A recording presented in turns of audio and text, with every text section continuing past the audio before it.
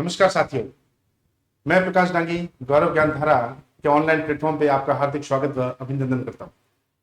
जैसा कि आप सबको पता है कि हमने पिछली क्लास के अंदर ट्रेन्स इन पीरियोडिक टेबल पढ़ा था, जिसके आवर्त सारणी में कौन कौन से गुणधर्म है ऊपर से नीचे जाने पर और लेफ्ट टू राइट जाने पर कैसे बढ़ते हैं और कैसे घटते हैं, जिनके अंदर सबसे पहले हमने एटॉमिक जो शेप है, एटॉमिक साइज है, वो पढ़ा था। आयोनाइजेशन एंथैल्पी पढ़ा, इलेक्ट्रॉन एफिनिटी पढ़ लिया, इलेक्ट्रॉन एफिनिटी के साथ साथ इलेक्ट्रॉन गेन एंथैल्पी पढ़ लिया था। मेटेलिक कैरेक्टर पढ़ लिया अपन ने पढ़ लिया कौन सी रेडियस पढ़ ली थी, जिसमें 3 टाइप की रेडियस आती थी अपने पास। मेटेलिक रेडियस आती थी, कोवेलेंट रेडियस आती थी और एक वॉन डेर वाल्स रेडियस आती थी। उसके बाद में हमने रिड्यूसिंग नेचर पढ़ लिया, हमने ऑक्सीडाइजिंग नेचर पढ़ लिया। उसी के साथ हमारी जो फर्स्ट यूनिट थी, जिसका नाम आवर्त सारणी व गुणधर्म था, वो हमारी कंप्लीट हो चुकी है। आज मैं लेकर आया हूं आपके लिए हमारी जो सेकेंड यूनिट है, जिसका नाम एस और पी ब्लॉक है। उसकी जो फर्स्ट जो ग्रुप है एस ब्लॉक, उसकी क्लास है आज। तो चलिए आज हम इस क्लास की शुरुआत करते हैं। थंबनेल में आपको जैसा दिख रहा होगा कि आज की जो क्लास का जो टॉपिक है वो है कौन सा है, एस ब्लॉक। कौन सा? S block. एस कक्षक।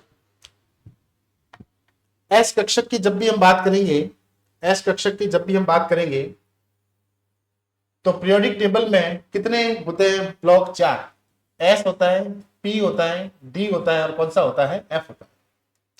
एस कक्षक का सामान्य इलेक्ट्रॉनिक विन्यास, सामान्य इलेक्ट्रॉनिक विन्यास, सामान्य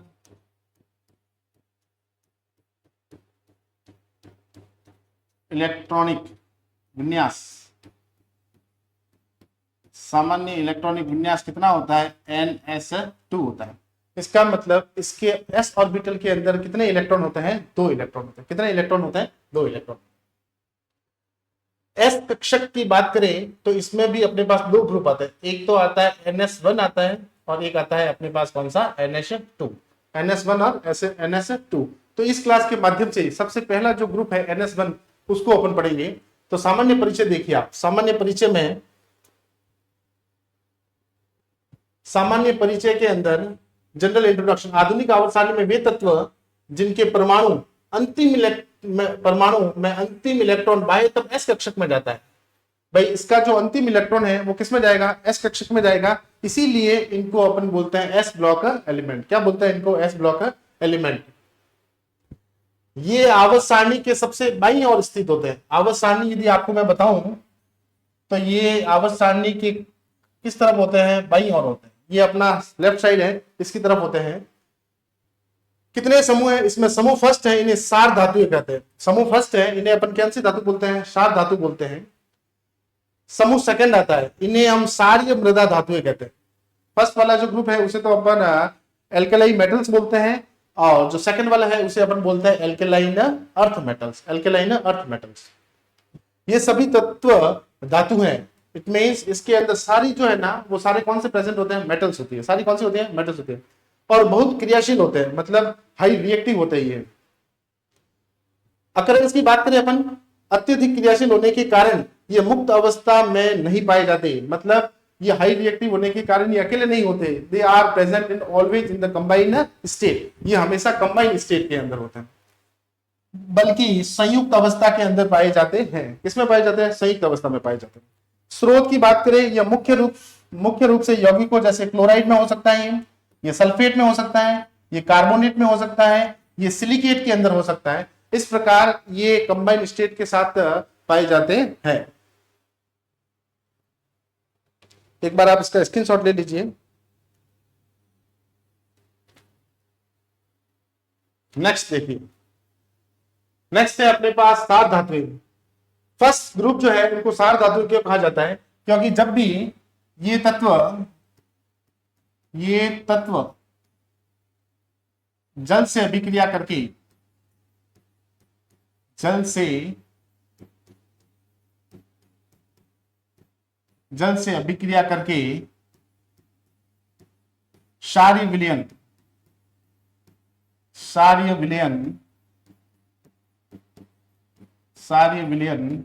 बनाते हैं। जल से अभिक्रिया करके कौन सा विलयन बनाता है? ये क्षारीय विलयन बनाता है। क्षारीय विलयन कैसे? कि जैसे अपन बात करें सोडियम की, तो सोडियम की बात करें हम, तो जब भी सोडियम को वाटर के साथ रिएक्शन करवाया जाएगा, H2O के साथ रिएक्शन करवाया जाएगा, तो ये देगा NaOH प्लस, देगा क्या? हाइड्रोजन गैस देगा। कौन सी देगा गैस? Hydrogen gas. बैलेंस करना है इसको, यहाँ पे अपन 2 लगा लेते हैं, यहाँ पे भी अपन क्या लगा देंगे? 2। इधर बैलेंस करना तो यहाँ अपन लगा देंगे 2, तो 2 2 जा 4 हो जाएगा, हाइड्रोजन बराबर हो जाएगी। ठीक है, ये क्या है? एक क्षार है। ये क्या है? अपने पास एक क्षार है, तो इसीलिए इनको अपन बोलते हैं कौन सी? क्षारीय धातुएं बोलते हैं। क्या बोलते हैं इनको? क्षारीय धातुएं।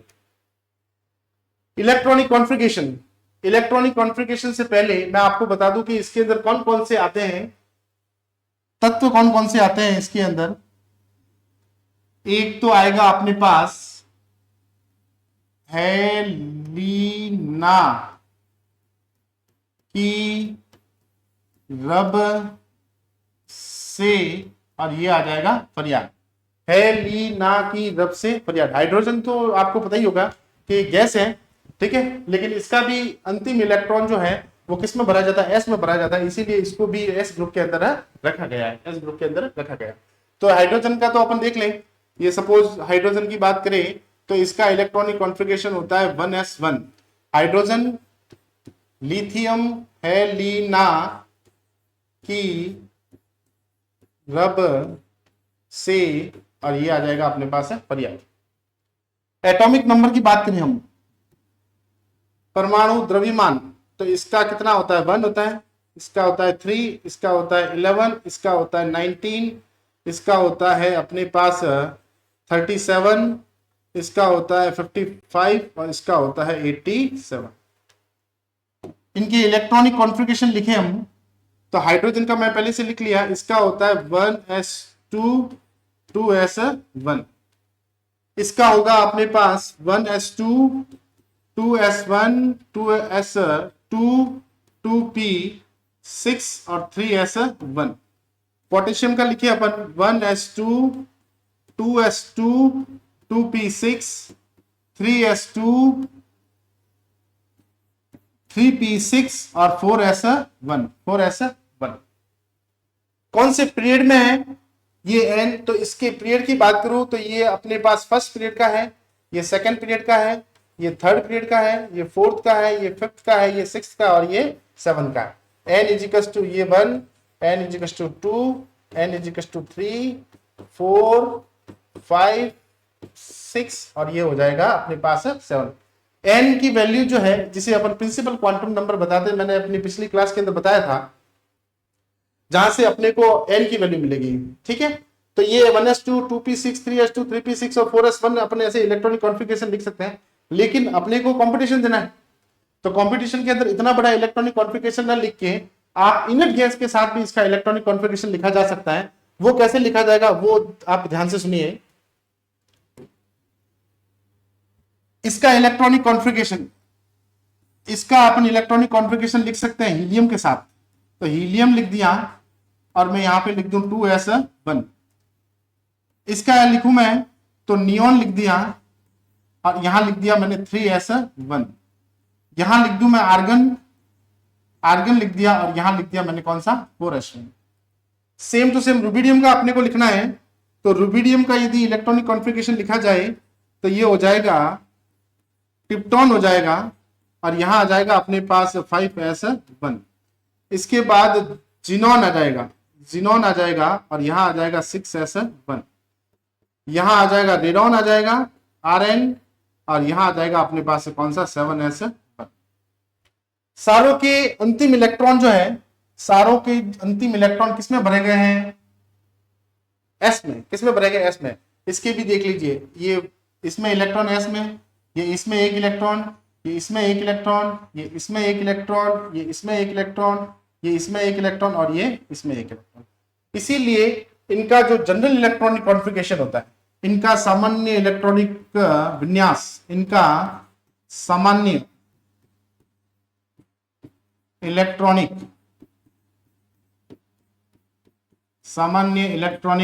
विन्यास, सामान्य इलेक्ट्रॉनिक विन्यास कितना होता है? NS1 होता है, NS1 होता है।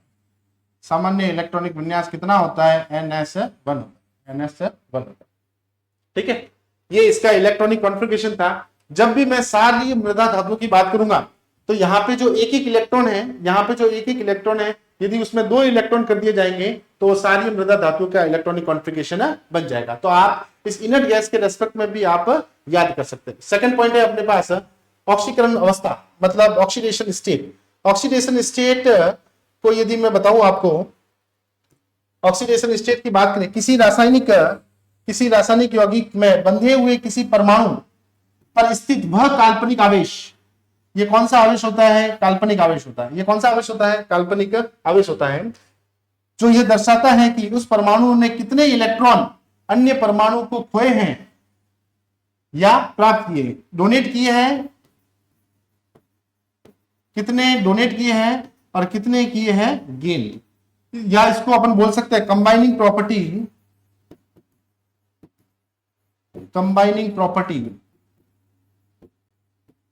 Of an atom. एटम की जो कंबाइनिंग प्रॉपर्टी होती है उसे भी अपन क्या बोल सकते हैं? ऑक्सीडेशन स्टेट बोला जा सकता है। क्षारीय धातुएं होती हैं, ये हमेशा +1 देती है। क्षारीय धातुएं कौन सी देती है? हमेशा +1, क्योंकि ये जल्दी से एक इलेक्ट्रॉन को डोनेट करके स्टेबल अवस्था में या स्टेबल स्टेट के अंदर आ जाती है। एक इलेक्ट्रॉन आसानी से त्यागा जा सकता है। सारी मृदा धातुओं की कितनी होती है? +2 होती है, क्योंकि ये भी अपने 2 इलेक्ट्रॉन को त्याग कर स्टेबल स्टेट में आने की कोशिश करेगा। आयनन ऊर्जा, इसकी आयोनाइजेशन एंथैल्पी, जैसे अपन डाउन द ग्रुप चलेंगे ना तो आयोनाइजेशन एंथैल्पी भी क्या हो जाती है? कम हो जाती है, क्योंकि आसानी से इलेक्ट्रॉन ये बाहर चला जाएगा। ओके, नेक्स्ट में फर्स्ट आएगी अपने पास फिजिकल प्रॉपर्टीज, भौतिक अवस्था और रूप, मतलब ये कैसे इनकी फिजिकल स्टेट होती है। ये चांदी जैसी सफेद धातुएं हैं, मतलब ये सिल्वरी व्हाइट होती है। आपने यदि सोडियम को यदि देखा हो और सोडियम को बीच में से यदि कट करते ना तो आपको शाइनिंग सरफेस दिखी देगी, जैसे आपको लग रहा है चांदी जैसे वो चमक रहा होता है। सेकंड, ये अत्यधिक नरम होती है और इन्हें चाकू से आसानी से काटा जा सकता है। क्यों आसानी से काटा जा सकता है? Because they have a low density, इनका जो घनत्व होता है वो बहुत कम होता है, इसीलिए इनको आसानी से चाकू की सहायता से काटा जा सकता है। ये धात्विक चमक, इनमें धात्विक चमक होती है, लेकिन हवा में ऑक्सीजन के कारण ये जल्दी मलिन हो जाती है। मतलब ये जैसे ही ऑक्सीजन के कांटेक्ट में आते हैं तो ये जल्दी से क्या होने लगते हैं? खराब होने लगते हैं, मतलब टर्निश हो जाते हैं।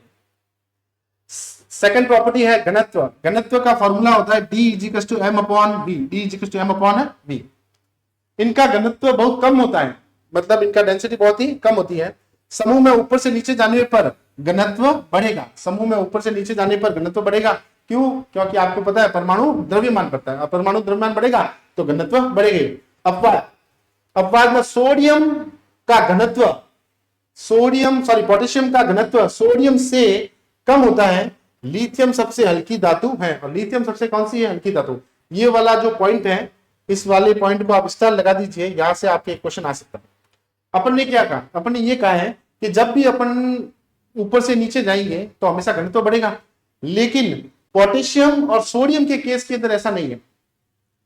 पोटेशियम का घनत्व सोडियम से कम होता है, पोटेशियम का घनत्व ज्यादा होना चाहिए सोडियम से, लेकिन वो कम होता है। क्यों? क्योंकि इसके अंदर पोटेशियम जैसे ही अपन नीचे जाएंगे तो इसके अंदर नंबर ऑफ शेल तो बढ़ जाएगा, लेकिन उसका द्रव्यमान नहीं बढ़ेगा, इसीलिए पोटेशियम का घनत्व सोडियम से क्या होता है? कम होता है। परमाणु और आयनिक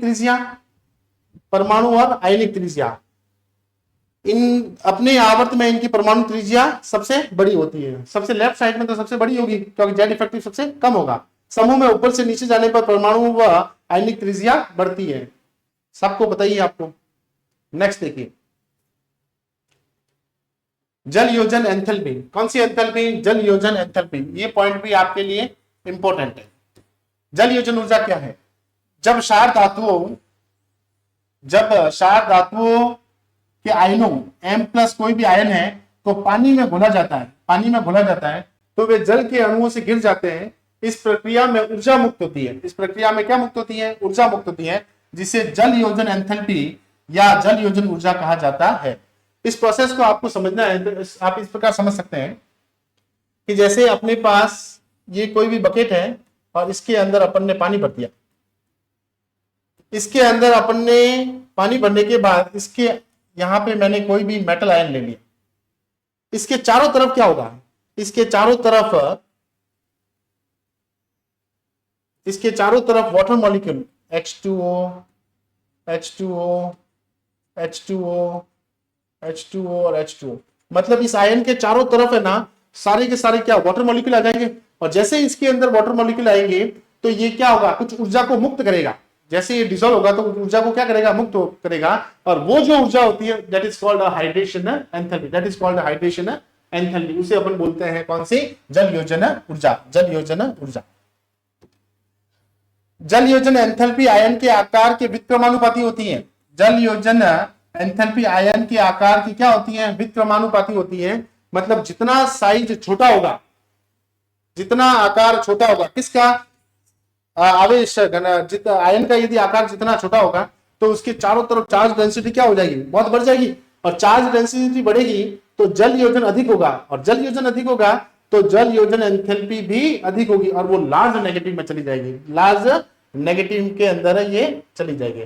सेम इसका ऑपोजिट है, आयन का आकार बढ़ा, जितना आयन का आकार बढ़ा होगा उतना ही चार्ज डेंसिटी क्या होगी, कम होगी। और जितनी चार्ज डेंसिटी कम होगी जल योजन भी उसका क्या होगा, कम होगा। और जल योजन कम होने के कारण जल योजन एंथैल्पी में क्या आ जाएगी, कमी आ जाएगी। जल योजन एंथैल्पी में क्या आ जाएगी, कमी। और उसका क्या, वो जो है वो क्या हो जाएगी, कम ऋणात्मक की ओर हो जाएगी। समूह में ऊपर से नीचे जाने पर, समूह में ऊपर से नीचे जाने पर, लिथियम से सीजियम में जाने पर आयनिक आकार बढ़ता है, आयन का आकार क्या होगा, बढ़ेगा। इसीलिए जल योजन एंथैल्पी का मान भी क्या हो जाता है, जल योजन एंथैल्पी का मान कम हो जाता है। ये आपको दे रखा ऑर्डर, जिसके अंदर लिथियम के लिए जल योजन एंथैल्पी का मान तो सबसे अधिक होता है, जबकि सीजियम के लिए आकार बड़े होने के कारण उसकी चार्ज डेंसिटी कम हो जाएगी, तो वो जल योजन एंथैल्पी का मान क्या हो जाएगा, कम हो जाएगा। आकार बढ़ेगा तो जल योजन एंथैल्पी हमेशा कम होगी, आकार कम होगा तो जल योजन एंथैल्पी हमेशा ज्यादा होगी। नेक्स्ट पॉइंट है अपने पास गलनांक और क्वथनांक। इनका गलनांक व क्वथनांक बहुत कम होता है, जो कमजोर प्राथमिक बंध को दर्शाता है। मतलब काफी लो मेल्टिंग पॉइंट और बॉइलिंग पॉइंट होते हैं, इसी कारण ये जो मेटेलिक बॉन्ड है वो काफी वीक बनाते हैं। इनका गलना समूह में नीचे जाने पर गलनांक और क्वथनांक कम हो जाते हैं। समूह में नीचे जाएंगे ना तो गलनांक और क्वथनांक क्या हो जाएंगे, कम हो जाएंगे। एक बार आप स्क्रीनशॉट ले लीजिए इसका। नेक्स्ट अपने पास जल योजन एंथैल्पी वाला पॉइंट इंपोर्टेंट था ना। नेक्स्ट है अपने पास आयनीकरण ऊर्जा। आयनीकरण ऊर्जा आपको पता ही है कि किसी भी परमाणु एटॉमिक स्ट्रक्चर में से इलेक्ट्रॉन को बाहर भेजने के लिए जितनी न्यूनतम ऊर्जा चाहिए उसे ऊर्जा को बोलते हैं अपन आयनीकरण ऊर्जा या आयोनाइजेशन एंथैल्पी। आयोनाइजेशन एंथैल्पी, इनकी आयनीकरण ऊर्जा बहुत कम होती है, इनकी आयनीकरण ऊर्जा बहुत कम होती है, क्योंकि इनका आकार क्या होगा, बड़ा होगा। आकार क्या होता है, बड़ा। वे आसानी से बाह्य इलेक्ट्रॉन को खो देते हैं, मतलब ये काफी इजीली अपना जो आउटर मोस्ट इलेक्ट्रॉन है उसको क्या कर देंगे, डोनेट कर देंगे। क्या कर देंगे, डोनेट कर देंगे। चलिए नेक्स्ट है अपने पास समूह में नीचे जाने पर आयनीकरण ऊर्जा घटती है। आयनीकरण ऊर्जा घटेगी। अब जैसे सपोज एलिना की रब से फरियाद की बात करें तो इसका साइज इतना, इसका साइज इतना, इसका साइज इतना, इस टाइप। और आपको पता ही है जैसे अपन ऊपर से नीचे जाएंगे तो आयोनाइजेशन एंथैल्पी है आईई, वो क्या हो जाएगी, घटेगी। आयोनाइजेशन एंथैल्पी क्या हो जाएगी, घट जाएगी। नेक्स्ट है अपने पास ज्वाला परीक्षण। ज्वाला परीक्षण भी आपके एग्जाम की दृष्टि से इंपॉर्टेंट है। ये धातुएं अनेक लवण ज्वाला को एक विशिष्ट रंग प्रदान करती है। अब आपको मैं ये बता दूं कि कलर कैसे आता है। कलर आता है साहब, आपके पास दो स्टेट होती है। एक तो आती है नॉर्मल स्टेट, एक तो आएगी अपने पास नॉर्मल स्टेट, है ना, और एक आएगी अपने पास excited state. Excited state, normal state, और एक आएगी अपने पास कौन सा, एक्साइटेड स्टेट। नॉर्मल स्टेट के अंदर जब इलेक्ट्रॉन पड़ा होता है वो बाह्यतम ऊर्जा लेता है। ये बाहर से जब भी ये ऊर्जा लेगा तो ये एक्साइट होगा। एक्साइट हो जाने के बाद ये क्या करेगा, एक्साइट हो जाने के बाद ये इलेक्ट्रॉन कहां चला जाएगा, ऊपर चला जाएगा। और कुछ समय के बाद ये जो एक्साइटेड इलेक्ट्रॉन है वो एक्साइटेड स्टेट को छोड़ के वापस कहां आ जाएगा, अपने पास नॉर्मल स्टेट में। ये वाला वापस कहां आ जाएगा, अपने पास नॉर्मल स्टेट में। और जैसे ही ये एक्साइटेड स्टेट से नॉर्मल स्टेट में आएगा तो ये कुछ ऊर्जा को क्या करेगा, बाहर निकालेगा, या कुछ एनर्जी को क्या करेगा, बाहर निकालेगा। और वो एनर्जी जो होती है वो एक स्पेसिफिक वेवलेंथ की होती है, और उस वेवलेंथ के ऊपर वो स्पेसिफिक कलर को शो करता है। इस प्रकार जब भी इलेक्ट्रॉन हायर स्टेट से लोअर स्टेट के अंदर आएगा तो एनर्जी को क्या करेगा, एमिट करेगा, एनर्जी को एमिट करेगा एक स्पेसिफिक वेवलेंथ की, और उससे अपने को कलर में देगा।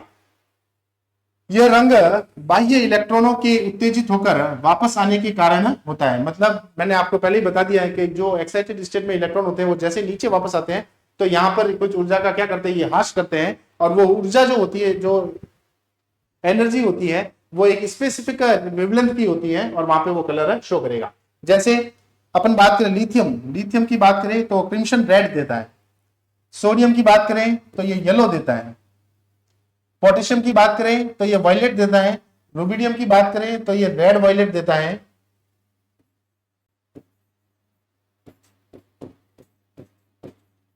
रेड वायलेट देता है। और कैल्शियम की बात करें तो ये ब्लू कलर देता है। ये अपने पास वायलेट कलर देगा, ये अपने पास येलो कलर देगा, और ये अपने को देगा क्रिम्सन रेड।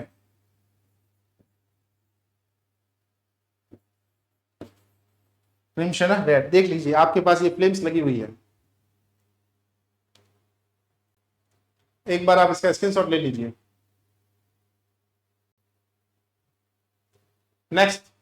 नेक्स्ट है अपने पास विद्युत और तापीय चालकता।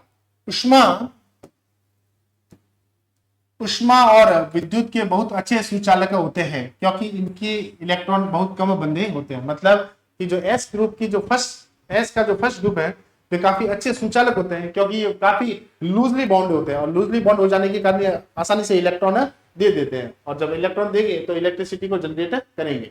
नेक्स्ट आएगा अपने पास धात्विक लक्षण। धात्विक लक्षण में ये बहुत अधिक विद्युत धनात्मक होते हैं। ये काफी इलेक्ट्रो पॉजिटिव है, ये काफी इलेक्ट्रो पॉजिटिव होती है, इलेक्ट्रॉन को डोनेट करके। यह लक्षण समूह में नीचे जाने पर बढ़ता है, इसलिए सीजियम सबसे अधिक धात्विक का शो करता है। सीजियम जो है वो सबसे अधिक धात्विक गुण शो करता है, सीजियम। एक आएगा अपचायक प्रकृति। अपचायक प्रकृति में ये सभी मजबूत अपचायक है। ये सारे कैसे हैं, बहुत ही स्ट्रॉन्ग रिड्यूसिंग एजेंट है, काफी स्ट्रॉन्ग है, स्ट्रॉन्ग रिड्यूसिंग एजेंट। आपको पता ही होगा रिड्यूसिंग एजेंट क्या होता है। रिड्यूसिंग एजेंट वो होते हैं दूसरे का तो करवाते हैं रिडक्शन, दूसरे का तो क्या करवा देंगे, रिडक्शन, खुद का क्या कर देंगे, ऑक्सीडेशन, खुद का क्या कर देंगे, ऑक्सीडेशन। स्ट्रॉन्ग रिड्यूसिंग एजेंट होते हैं दूसरे का तो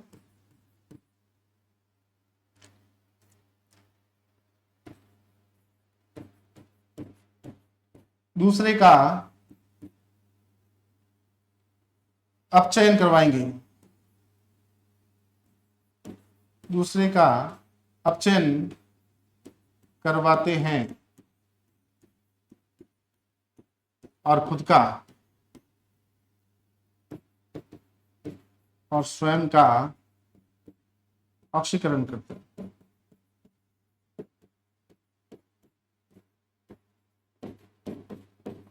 हैं। इट मीन्स रिड्यूसिंग एजेंट जो है, these substances are reduce another molecule and oxidize itself। अब बात जलीय घोल या एक्वस सॉल्यूशन में लिथियम, कौन सा, लिथियम अपनी उच्च जल योजन ऊर्जा के कारण सबसे प्रबल अपचायक होता है। मतलब लिथियम जो है ना वो सबसे स्ट्रॉन्ग रिड्यूसिंग एजेंट होता है। किस कारण और क्यों, क्योंकि इसकी जल योजन ऊर्जा जो है वो क्या होती है, अपनी उच्च जल योजन ऊर्जा होती है, जल योजन ऊर्जा इसकी ज्यादा होती है।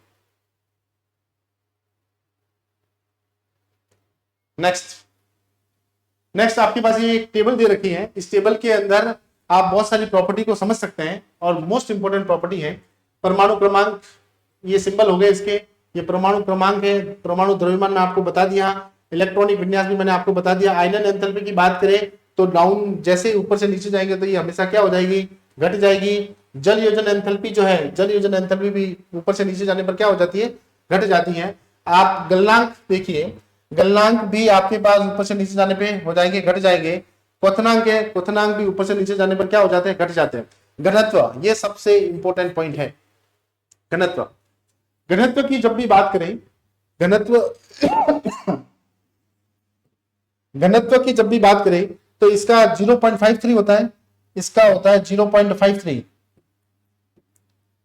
इसका होता है 0.53, इसका होता है 0.97, इसका होता है 0.86, इसका होता है 1.53, इसका होता है अपने पास 1.90।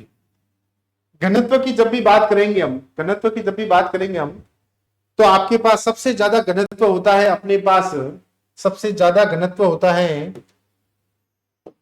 सबसे ज्यादा घनत्व हो जाएगा अपने पास सीजीएम का।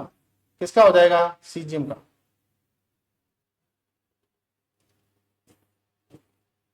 सीजीएम का।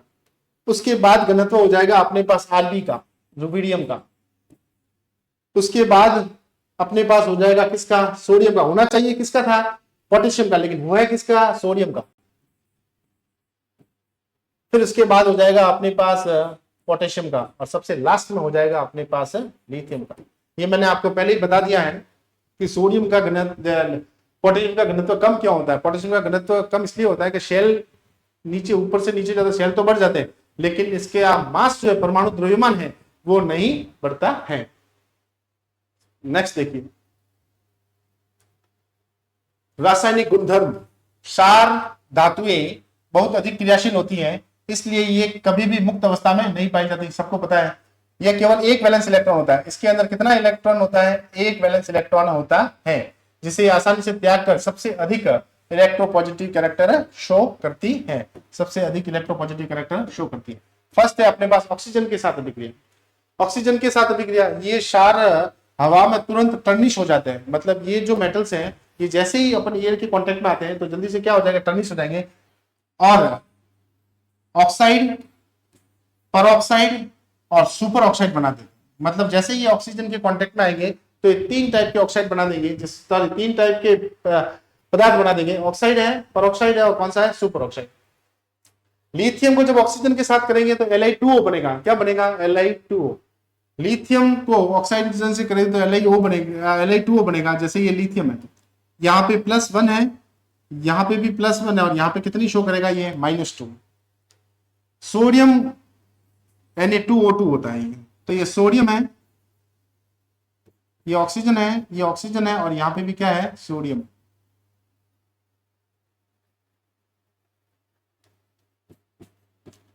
यहाँ +1, यहाँ +1, ये शो करेगा -1, ये शो करेगा -1। एक और बात करें अपन किसकी, सुपर ऑक्साइड की बात करें, तो सुपर ऑक्साइड के लिए हो जाता है MO2 ना, M, ये O और यहाँ पे O। M जो है वो +1 शो करेगा, तो ये हो जाएगी, दोनों में बांट देंगे तो -1 हो जाएगी,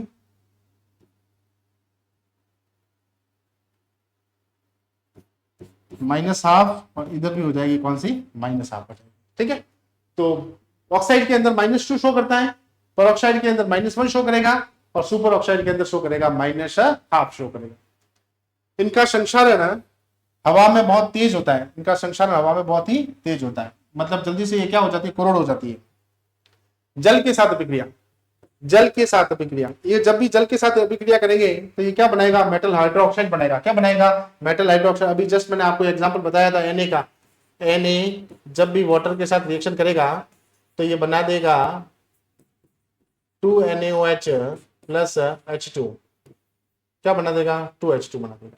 ओके, यह प्रतिक्रिया अत्यधिक उष्माक्षेपी होती है। उष्मा क्या है, उष्माक्षेपी। उष्माक्षेपी आपको पता ही होगा कि किसी भी रासायनिक अभिक्रिया में जब ऊर्जा मुक्त होती है तो उसे उष्माक्षेपी अभिक्रिया कहते हैं। चलिए स्क्रीनशॉट ले लीजिए। नेक्स्ट, हेलोजन के साथ अभिक्रिया। डाई हाइड्रोजन से अभिक्रियाशीलता लगभग 673 केल्विन और लिथियम के लिए टेम्परेचर कितना हो चाहिए अपने को, 1073 केल्विन चाहिए। सार धातु हाई हाइड्रोजन से अभिक्रिया करके हाइड्राइड बनाती है। मतलब कि जब भी अपन रिएक्शन करें Na के साथ, Na को यदि अपन हेलोजन के साथ रिएक्शन करवाएं, किसके साथ करवाएं, हेलोजन के साथ,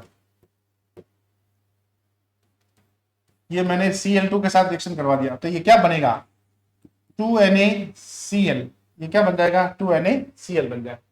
नेक्स्ट है अपने पास अपचायक प्रकृति, एक बार फिर आ गई अपचायक प्रकृति अपने पास। अपचायक के रूप में कार्य करती है, लिथियम सबसे प्रबल अपचायक है, लिथियम सबसे प्रबलतम अपचायक है, जबकि सोडियम सबसे दुर्बलतम अपचायक है, दुर्बलतम अपचायक है।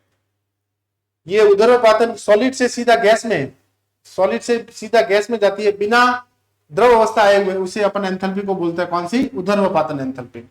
ये गैस से एक इलेक्ट्रॉन को डोनेट करेगा, इट मींस जब डोनेट करने के लिए एनर्जी जब चाहिए या रिलीज होती है, उसे अपन कौन सी बोलते हैं, आयनन एंथैल्पी बोलते हैं। कौन सी बोलते हैं, आयनन एंथैल्पी।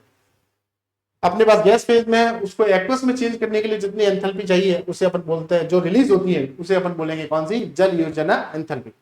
लिथियम आयन का आकार छोटा होने के कारण इसकी जल योजन एंथैल्पी का मान हमेशा कैसा होता है, अधिकतम होता है, जो इसके उच्च ऋणात्मक मान, इसीलिए इसका जो रिडक्शन पोटेंशियल होता है वो नेगेटिव में आता है और ये प्रबल अपचायक होने की पुष्टि करता है। मतलब कि लिथियम का साइज कैसा होता है, बहुत ही छोटा, और लिथियम का साइज जब छोटा हो जाएगा तो इसकी हाइड्रेशन एंथैल्पी का मान क्या हो जाएगा, अधिक हो जाएगा, और हाइड्रेशन एंथैल्पी का मान अधिक हो जाएगा तो ये प्रबलतम अपचायक की तरह बिहेव करेगा। नेक्स्ट है अपने पास द्रव अमोनिया। सात धातु द्रव अमोनिया में घुलनशील है। अमोनिया के विलयन का गहरा नीला रंग, गहरा नीला रंग कौन सा देता है, ये कलर गहरा नीला रंग होता है। विलयन प्रकृति में विद्युत का सुचालक होता है। जैसे ये कोई भी मेटल है, इसकी रिएक्शन अमोनिया के साथ करवाई जाए तो ये अपने पास मेटल अमोनियम बन जाएगा और यहाँ पे इलेक्ट्रॉन निकल जाएगा। और ये जो नीला रंग है, कौन सा रंग है ये, जो ये नीला रंग, ये नीला रंग जो मिलता है वो अमोनीकृत इलेक्ट्रॉनों के कारण, ये जो नीला रंग है वो निकलता है किसके कारण, अमोनीकृत इलेक्ट्रॉनों के कारण। और जो अमोनीकृत विलयन होता है वो कैसा होता है, अनुचुंबकीय होता है, अनुचुंबकीय होता है।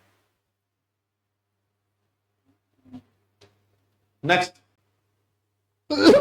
उपयोग, कहाँ इसका उपयोग होता है। लिथियम का उपयोग मिश्र धातु के निर्माण में, उदाहरणतः लेड के साथ या श्वेत धातु बनाता है, जिससे इंजन की बियरिंग, क्या बनाते हैं अपन इससे, इंजन की बियरिंग बनाने में किया जा सकता है। एल्यूमिनियम के साथ मिलकर लिथियम उच्च शक्ति का मिश्र धातु बनाता है, जिसका उपयोग वायुयानों के निर्माण में, किसके निर्माण में, वायुयानों के निर्माण में किया जाता है। आप इसके की पॉइंट देख लेना सिर्फ। लिथियम का उपयोग ताप नाभिकीय अभिक्रियाओं के अतिरिक्त विद्युत रासायनिक सेलों में भी किया जा सकता है। सोडियम का उपयोग सोडियम लेड मिश्र धातु बनाने में भी किया जाता है। द्रव सोडियम धातु का उपयोग नाभिकीय रिएक्टर में सिद्ध, ये इंपॉर्टेंट है, ये इंपॉर्टेंट है साहब। द्रव सोडियम का उपयोग नाभिकीय रिएक्टर में शीतलक के रूप में, भी किया जा सकता है। पोटेशियम क्लोराइड का उपयोग उर्वरक के रूप में तथा पोटेशियम हाइड्रोक्साइड का उपयोग मधु साबुन के निर्माण में कार्बन डाइऑक्साइड के अवशोषक के रूप में भी किया जा सकता है। नेक्स्ट, सोडियम का उपयोग प्रकाश विद्युत सेल, आप सबको पता होगा सोडियम का उपयोग प्रकाश विद्युत सेल के अंदर भी किया जाता है। लिथियम के असंगत व्यवहार के मुख्य कारण क्या है, मतलब लिथियम जो सबसे ऊपर दे रखा है वो अपने ग्रुप में एबनॉर्मल बिहेव क्यों करता है, एनोमलस बिहेवियर क्यों है, उसका रीजन क्या है। एक तो छोटा आकार है, आप सबको पता होगा लिथियम सबसे ऊपर होता है तो आकार बिल्कुल छोटा होता है। कुछ ध्रुवण क्षमता होती है, आकार जब छोटा होगा तो जल्दी से इसकी जो पोलराइजिंग पावर होगी वो भी क्या होगी, ज्यादा होगी। उच्च आयनन ऊर्जा होती है, आकार छोटा हो जाने के कारण इलेक्ट्रॉनों को निकालने के लिए अपने को एनर्जी क्या देनी पड़ेगी, ज्यादा देनी पड़ेगी। उच्च विद्युत ऋणात्मकता, मतलब ये जल्दी से आकार छोटा हो जाने के कारण इलेक्ट्रॉन डेंसिटी को अपनी तरफ क्या कर सकता है, खींच सकता है। और एक आएगा अपने पास रिक्त डी ऑर्बिटल की अनुपस्थिति, मतलब कि इसके अंदर डी ऑर्बिटल जो है वो अनुपस्थित होते हैं।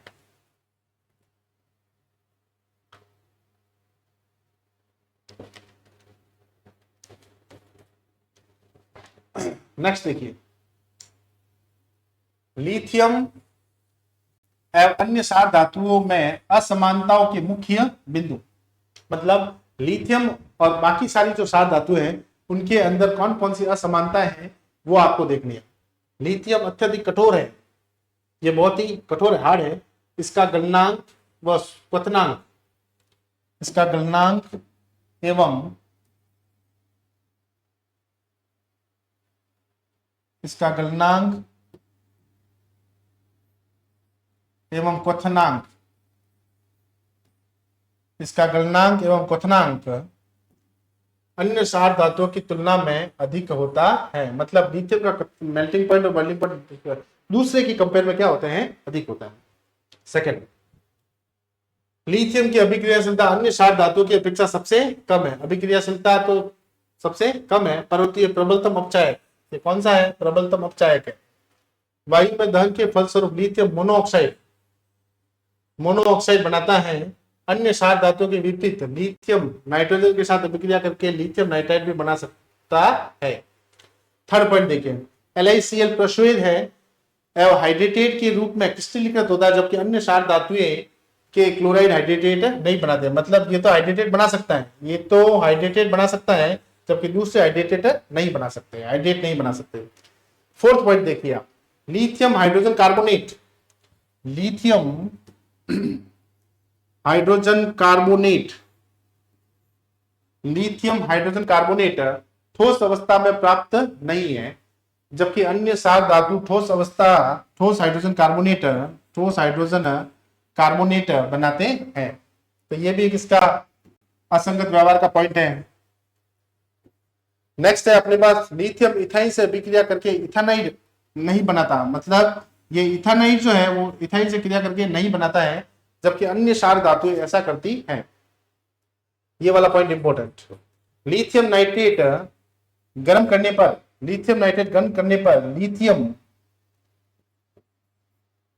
लिथियम ऑक्साइड Li2O देता है, जबकि अन्य सार धातुएं नाइट्राइट विपरीत होकर नाइट्राइट देती हैं। मतलब लिथियम नाइट्राइट तो हमेशा देगा क्या, लिथियम ऑक्साइड देगा, जबकि दूसरी जो होती है ना वो हमेशा देती है कौन सी, नाइट्राइट देती है। अन्य सार धातु के फ्लोराइड व ऑक्साइड की तुलना में लिथियम फ्लोराइड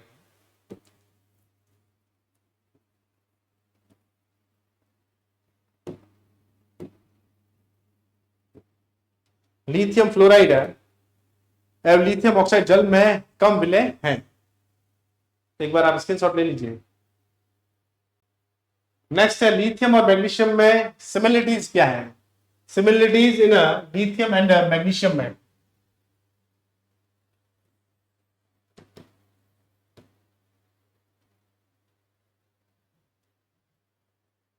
लिथियम और मैग्नीशियम के अंदर सिमिलरिटीज की बात करें तो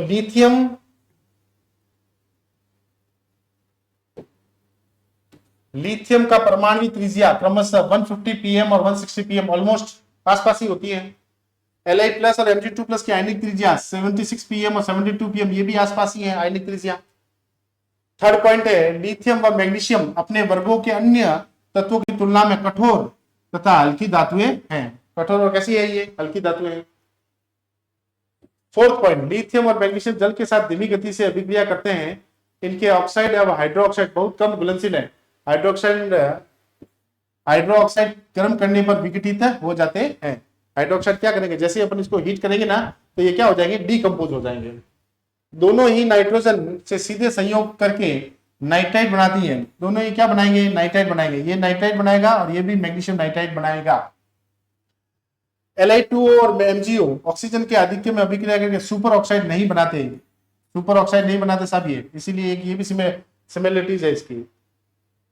नेक्स्ट पॉइंट है, लिथियम और मैग्नीशियम धातुओं के कार्बोनेट गर्म करने पर सरलता पूर्वक विघटित होकर उनके ऑक्साइड CO2 बनाते हैं। दोनों ही ठोस हाइड्रोजन कार्बोनेट नहीं बनाते। मतलब कि लिथियम और मैग्नीशियम है, दोनों ही ठोस हाइड्रोजन कार्बोनेट नहीं बनाते।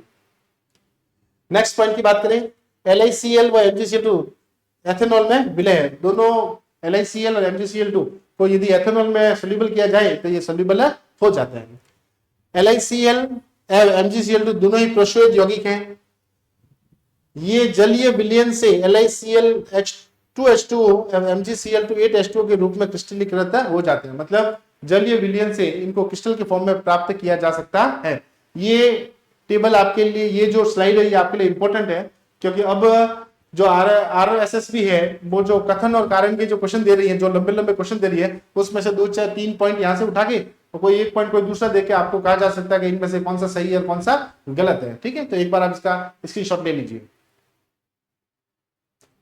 नेक्स्ट देखिए, सोडियम के कुछ महत्वपूर्ण यौगिक। सोडियम के कुछ महत्वपूर्ण यौगिक। Sodium carbonate. सोडियम कार्बोनेट जिसे अपन धावन सोडा भी बोलते हैं, साधारणतः सोडियम कार्बोनेट को कौन से विधि से बनाया जाता है? मोस्ट इंपोर्टेंट है, कौन सी विधि से बनाया जाता है? साल्वे विधि से। कौन से विधि से बनाया जाता है? ये साल्वे विधि। साल्वे विधि से बनाया जा सकता है। जो अमोनियम हाइड्रोजन कार्बोनेट है सोडियम क्लोराइड के संयोग से अवक्षेपित होता है और अल्प विलय होता है। क्योंकि ये अल्प विलय होता है इसीलिए साल्वे विधि से ये अल्प विलय होने की जो प्रॉपर्टी इसलिए बनाया जाता है। ये मैंने अमोनिया ले ली, इसको वाटर के साथ और CO2 के साथ करेंगे तो ये बनेगा अमोनियम कार्बोनेट।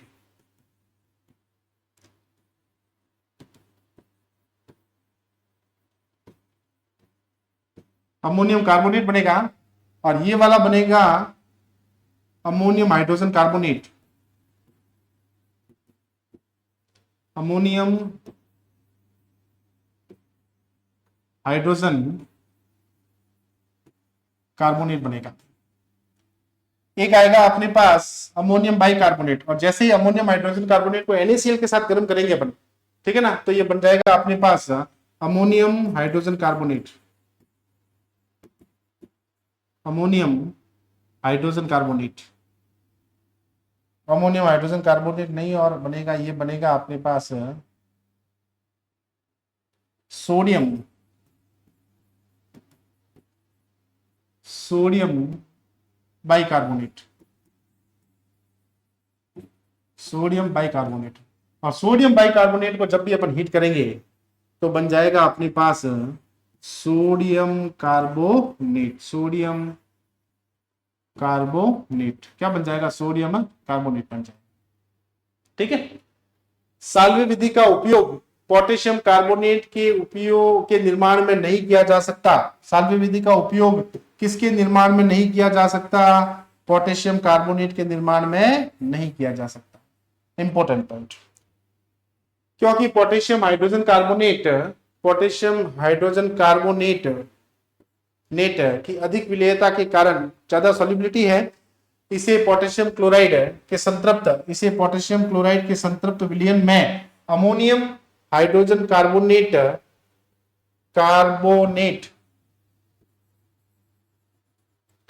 के संयोग द्वारा अवक्षेपित करना संभव नहीं होता। ठीक है, ज्यादा सॉल्युबल हो जाता है, इसीलिए इसको अलग करना पॉसिबल नहीं है। 373 केल्विन से उच्च ताप पर मोनोहाइड्रेट शुष्क हो जाता है, अब शुष्क एक श्वेत रंग के चूर्ण में बदल जाता है। इसे अपन क्या बोलते हैं? सोडा एस बोलते हैं। उसे अपन क्या बोलते हैं? Soda S. सोडा एस को यदि अपने को एक और प्रोसेस से आपको यदि बनाना हो तो अपन इसको ऐसे भी बनाया जा सकता है। NH3 ले लिया जाए, H2O ले लिया जाए, CO2 ले लिया जाए और एक ले लिया जाए अपने पास NaCl, तो यहां पे बन जाएगा NaHCO3 प्लस NH4Cl। इस प्रकार से भी अपन सोडियम बाइकार्बोनेट को बनाया जा सकता है। सोडा एस की बात करें हम, किसकी बात करें हम? सोडा एस की। तो सोडा एस में अपने पास जो दे रखा है Na2CO3.10H2O, इसको जब अपन हीट करेंगे 373 केल्विन पे तो ये बन जाएगा Na2CO3.H2O प्लस 9H2 कहां चले जाएंगे? बाहर। अगेन Na2CO3.H2O को 373 हाई टेम्परेचर पे यदि करेंगे तो ये हो जाएगा Na2CO3 प्लस H2O। ये कहलाता है सोडा एश। ये कहलाता है सोडा एस। सोडा एस कहलाता है। नेक्स्ट देखिए, सोडियम क्लोराइड। सोडियम क्लोराइड को बनाना है तो अपने को प्लस Cl2 से करेंगे रिएक्शन तो ये बन जाएगा 2NaCl बन जाएगा, 2NaCl बन जाएगा।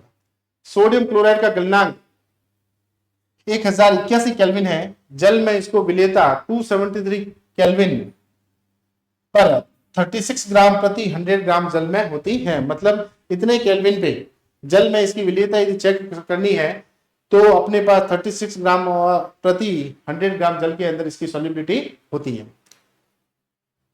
एक बार स्क्रीनशॉट ले लीजिए। Next, sodium hydroxide.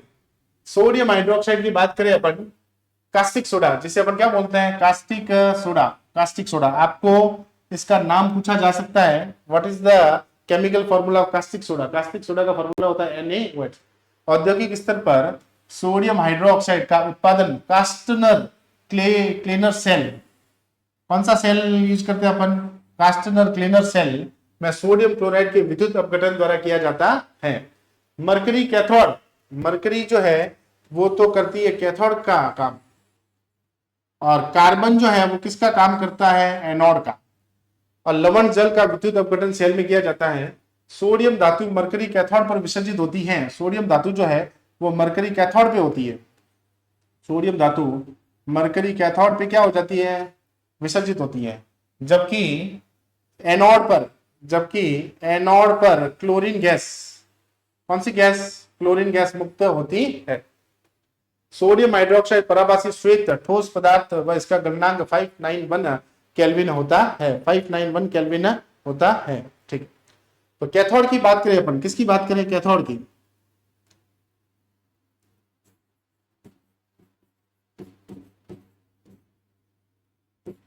Na+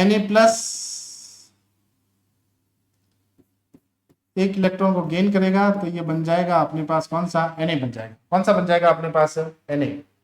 किसकी प्रेजेंस में है, मरकरी, तो ये आ जाएगा mercury, sodium amalgam. Sodium amalgam, sodium amalgam.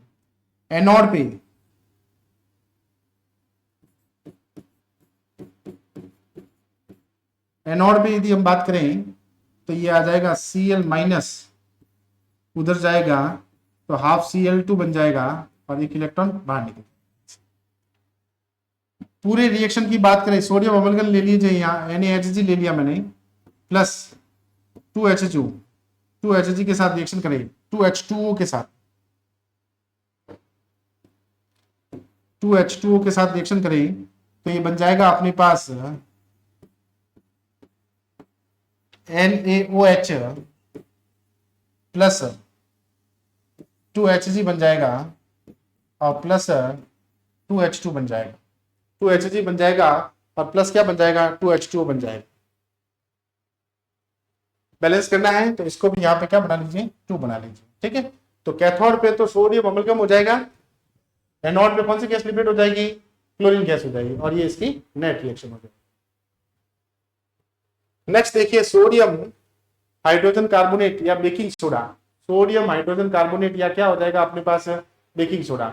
इसका एक प्रोसेस ये भी है, और इसका एक प्रोसेस आप यदि NaCl के साथ H2O के साथ करें अपन सोडियम अमलगम तो ये प्रोसेस भी सेम है।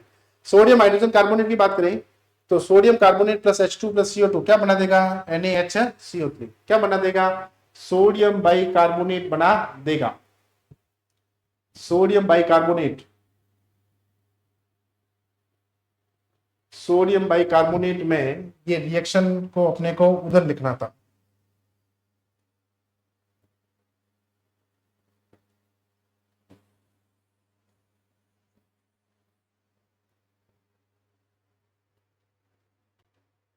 ये तो कास्टिक सोडा थी अपने पास।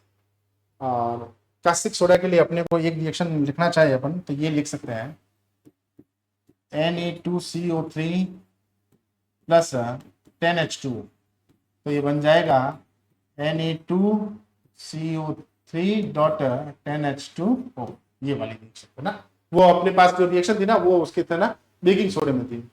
चलिए, Na2CO3 plus H2O plus CO2, Na2CO3 plus H2O plus CO2, तो ये अपने पास बन जाएगा कौन सा, 2 मोल्स ऑफ NaHCO3। इसकी एक विधि और भी है, एक विधि और से भी बनाया जा सकता है, जिसमें अपन ले सकते हैं NaCl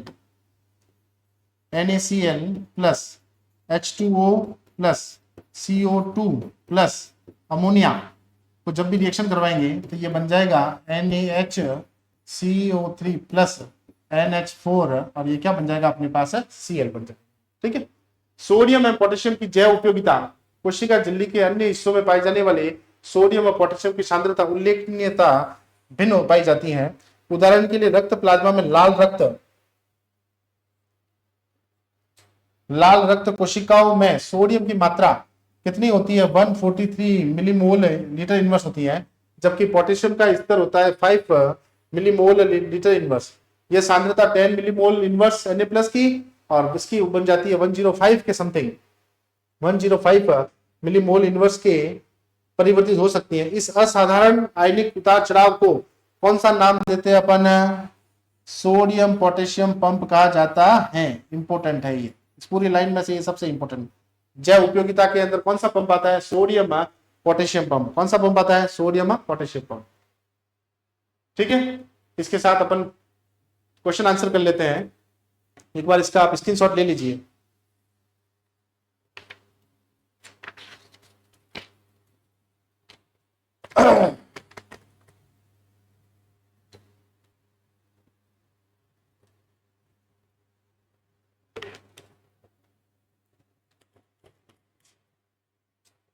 बताइए, फर्स्ट का आंसर बताइए।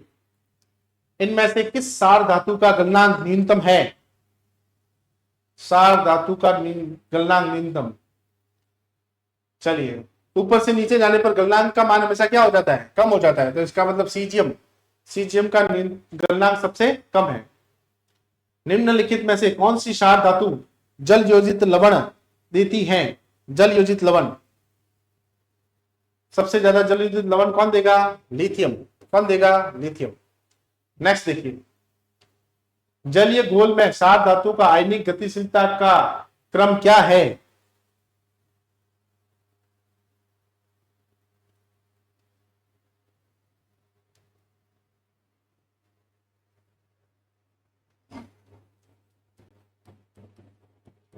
आकार छोटा होने के कारण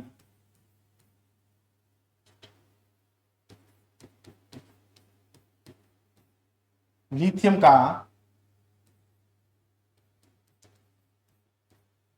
का आकार छोटा होने के कारण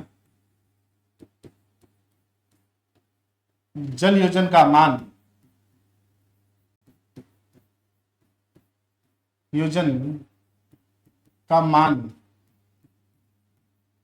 जल योजन का मान अधिक होता है।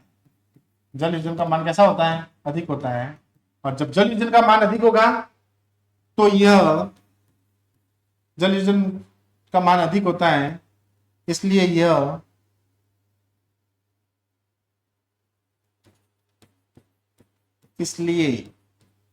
यह धीमा चलता है।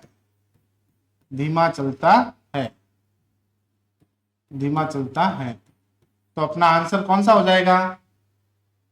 बताइए, अपना आंसर कौन सा हो जाएगा? लिथियम वाला ये रहा। इसका आकार कैसा होता है? बिल्कुल छोटा सा। इसका आकार कितना होता है? बड़ा। जब छोटा आकार हो जाएगा तो जल योजन एंथैल्पी का मान क्या हो जाएगा? ज्यादा हो जाएगा। जल योजन में एंथैल्पी का मान ज्यादा हो जाएगा तो इसका स्पीड जो है वो कैसा हो जाएगा? कम हो जाएगा।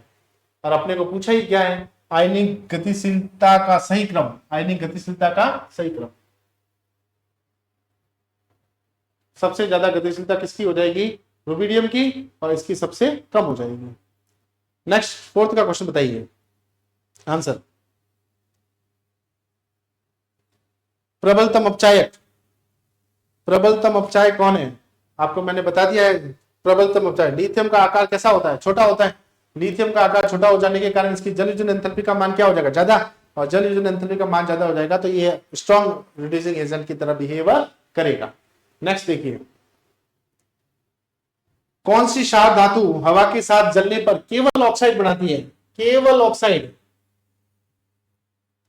ऑक्साइड बनाती है। फटाफट बताइए, केवल ऑक्साइड बनाती है। Very good. कौन सा आंसर है? लिथियम। लिथियम। नेक्स्ट देखिए, साल्वे विधि। कौन सी विधि? साल्वे विधि।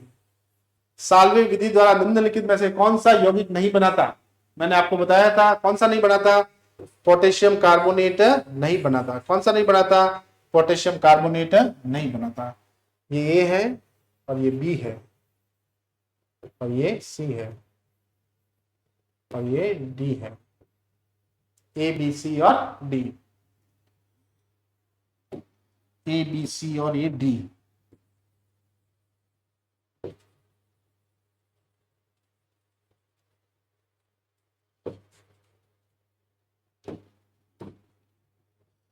ये बी है और ये सी है।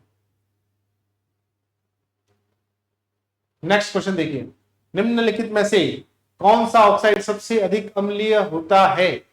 सबसे अधिक अम्लीय होता है।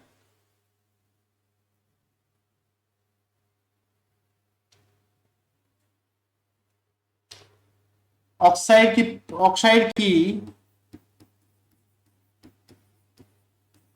की क्षारीय प्रवृत्ति ऊपर से नीचे जाने पर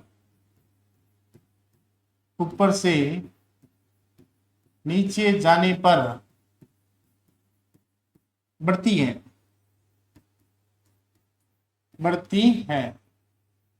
ऊपर से नीचे जाने पर बढ़ती है। अब देखिए, ऊपर से नीचे जाने पर बढ़ेगी तो रुबिडियम सबसे ज्यादा क्या होगा? क्षारीय होगा।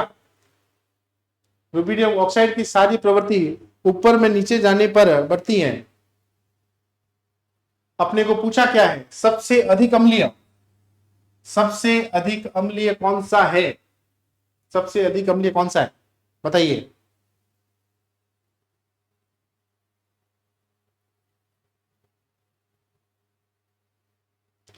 क्षारीय गुण बढ़ते हैं। सबसे अधिक अम्लीय, तो सबसे अधिक अम्लीय कौन सा हो जाएगा? Li2O हो जाएगा। कौन सा हो जाएगा? Li2O हो जाएगा। सबसे हो जाएगा अपने पास कौन सा? लिथियम ऑक्साइड हो जाएगा। ये सबसे अधिक अम्लीय होगा और सबसे कम ये क्या हो जाएगा? क्षारीय हो जाएगा। सबसे अधिक अम्लीय